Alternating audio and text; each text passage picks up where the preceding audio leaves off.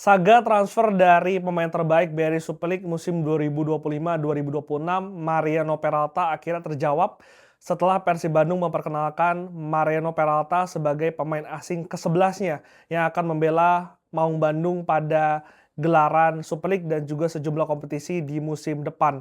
Tentu ini menjadi jawaban atas teka-teki rumor yang sudah berkembang selama 1 bulan terakhir, karena kita ingat bagaimana saat perkenalan Sintayong sebagai pelatih Persija, JJ yang menerjemahkan kalimat dari STY sempat mengucapkan bahwa Peralta sudah dikontrak oleh Persija Jakarta, tapi ada dinamika yang terjadi yang membuat akhirnya hari ini ada belokan, ada tikungan yang terjadi. Peralta tidak jadi ke Jakarta, tapi akhirnya akan membela Bandung di musim depan. Tentu ini apresiasi juga yang harus gua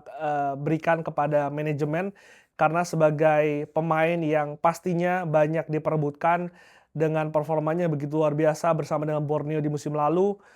tentu akan ada banyak klub-klub yang menginginkan seorang tanda tangan Peralta, dan Persib secara senyap, secara meyakinkan, dan secara pasti akhirnya bisa mendapatkan tanda tangan tersebut dan juga mendatangkan Peralta ke kota Bandung pada musim depan. Dan tadi akhirnya juga diumumkan dengan cara yang sama dengan perkenalan pemain-pemain sebelumnya. Kalau sebelumnya sempat ada aktivitas donor darah, lalu juga aktivitas bersama dengan, ayah dan juga anak. Hari ini Peralta diumumkan di Saung Mang Ujo, ini Saung Angklung yang dulu tempat gua field trip waktu SD. Jadi memang berkesan banget dan juga memang lokal banget.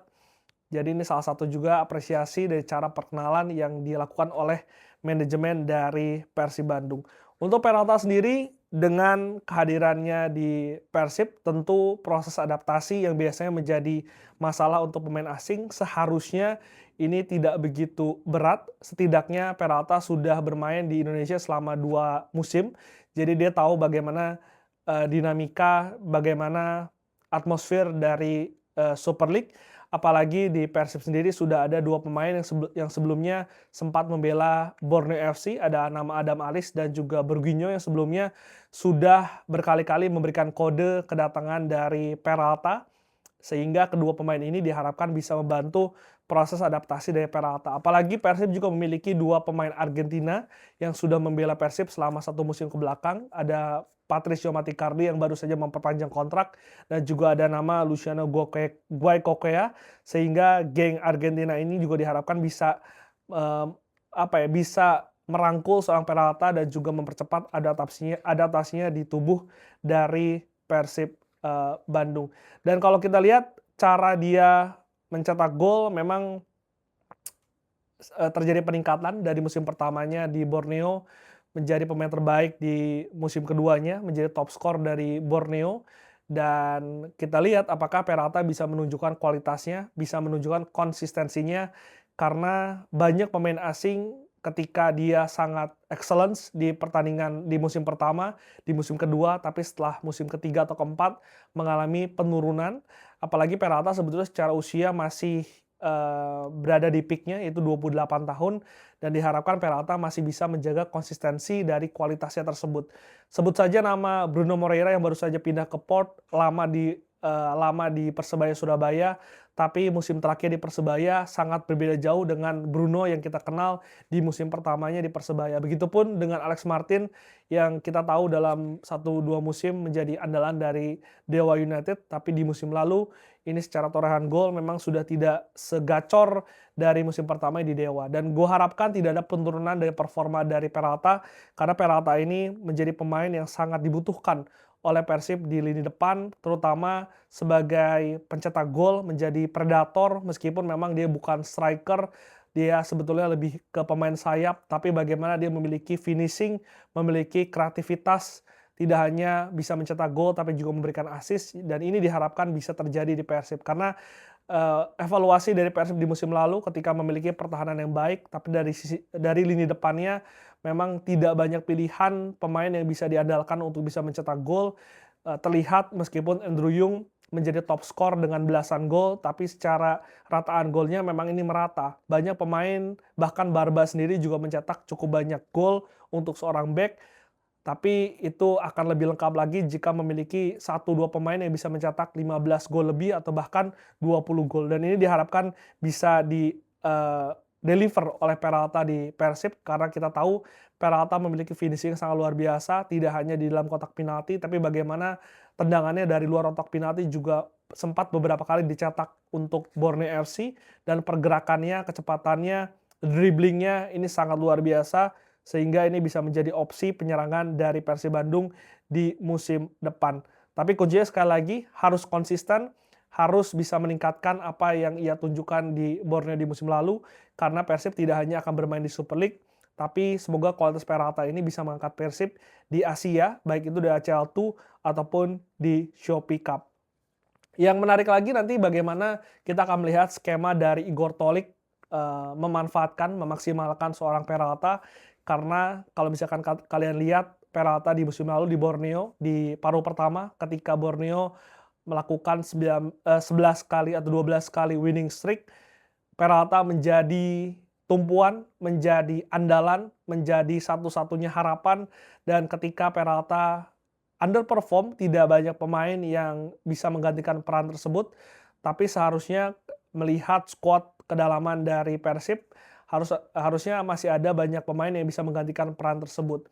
Dan Borneo kita tahu di musim lalu, terutama di paruh kedua, memainkan skema yang memang berpusat pada Peralta, dan kita akan lihat bagaimana di Persib Bandung hal tersebut apakah bisa terjadi atau tidak. Karena dengan banyaknya bintang, dengan banyaknya pemain yang secara level, secara kualitas ini tidak jomplang dengan Peralta, kita akan melihat bagaimana racikan dari Igor Tolik memanfaatkan Peralta. Apakah Peralta bisa bermain dengan sistem, karena kita tahu dalam satu musim terakhir Persib Bandung bermain dengan sistem yang tertata, baik itu secara ofensif maupun defensif, dan kita akan lihat apakah Peralta bisa bermain dengan sistem tersebut. Di musim lalu menjadi contoh ketika seorang William Marsilio yang kita tahu secara skill, secara individu sangat baik, tapi ia tidak bisa beradaptasi dengan skema Bojan Hodak yang membuat akhirnya ia tersingkir di paruh pertama, sehingga gue harapkan tidak terjadi pada seorang Peralta. Tapi itu resiko yang harus kita perhatikan, dan gue harapkan itu tidak terjadi pada seorang Peralta di Persib Bandung. Dan selain dari skema, yang gue juga akan perhatikan adalah bagaimana nanti ruang ganti, karena tentu dengan kehadiran Peralta ini akan mempertebal pilihan di lini depan, terutama di sisi kiri, karena di sisi kiri ini kita tahu ada nama Sadil Ramdhani, ada nama Beckham Putra, ada nama Bergunyo juga bisa bermain di situ, William Barros juga bisa bermain di situ, sehingga persaingan ini bukan antara 1-2 pemain saja, tapi bahkan 3 sampai dengan 4 pemain. Kita akan melihat nanti bagaimana pemain-pemain ini bisa berkompetisi. Positifnya mereka harus bisa memberikan yang terbaik untuk bisa memperjuangkan spot mereka di starting 11, tapi buruknya adalah ketika mereka kalah bersaing, jangan sampai ruang ganti ini menjadi panas, dan itu tentunya peran pelatih untuk bisa memegang ruang ganti dan juga meyakinkan para pemain bahwa pemain-pemain yang dipilih adalah pemain-pemain terbaik, dan suhu suasana ruang ganti harus dijaga untuk bisa menjaga kekompakan tim, dan itu menurut gua menjadi PR seorang Igor Tolik yang menggantikan Bojan Hodak di musim depan. Kalau kita lihat memang Peralta ini pemain asal Argentina yang berposisi sebagai winger, baik itu di winger kiri ataupun winger kanan. Secara karir lebih banyak menghabiskan karirnya di Liga Argentina bersama dengan San Lorenzo dari U20, lalu juga bermain untuk San Lorenzo 2 sebelum akhirnya bermain dengan tim utama San Lorenzo, lalu juga sempat bermain di Liga Uruguay bersama dengan CA Cero sebelum akhirnya pindah ke Borneo FC. Di musim pertamanya di Borneo dia mencatatkan 9 gol dan juga 13 assist dari total 33 permainan. Sementara di musim lalu dia sama sekali tidak absen, bermain sebanyak 34 kali, mencetak 20 gol dan juga 14 assist, sehingga secara total di Super League selama 2 musim berkarir, seorang Peralta sudah mencetak total 29 gol dan juga 27 assist. Kita akan lihat nanti bagaimana konsistensi dari Peralta, tapi di samping lini depan yang kita tahu sudah ditambal, sudah diperbaiki oleh Persib, yang gue mau lihat bagaimana nantinya di posisi kiper. Karena Kita tahu Teja memang kiper yang berkualitas, kiper yang matang, memiliki jam terbang, tapi ketika bermain di 4, 5 kompetisi butuh persaingan, butuh